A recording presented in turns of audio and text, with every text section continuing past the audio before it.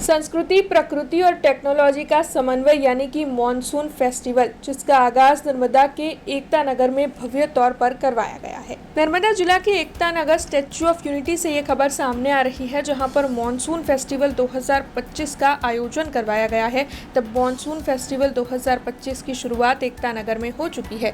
गुजरात प्रवासन निगम लिमिटेड और नर्मदा जिला प्रशासन ने मिलकर इस फेस्टिवल को शुरू करवाया है, जो कि 17 सितंबर तक चलने वाला है। तब आपको बता दें कि इस फेस्टिवल के उद्घाटन के मौके पर जिला कलेक्टर SK मोदी के साथ अन्य कई अग्रणी मौजूद रहे थे।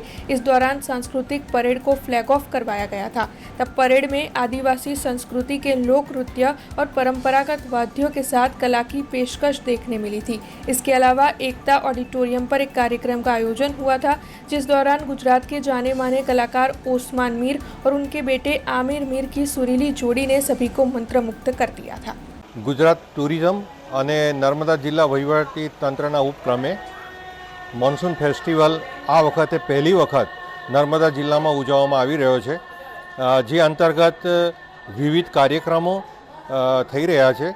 આજે શ્રીમાન ઓસ્માન મીરનો કાર્યક્રમ છે, ત્યાર પછી સાંસ્કૃતિક કાર્યક્રમો સતત 5 દિવસ સુધી ચાલવાના છે અને એ રીતે નર્મદા જિલ્લાના આદિવાસી ભાઈઓ અને બહેનોને सांस्कृतिक वारसाનું જતન કરી શકે અને આર્થિક ઉપાર્જન કરી શકે, તદુપરાંત પોતાની જે કલા છે એ પ્રદર્શિત કરી શકે એવો સરકારશ્રીનો આ એક પ્રયાસ છે।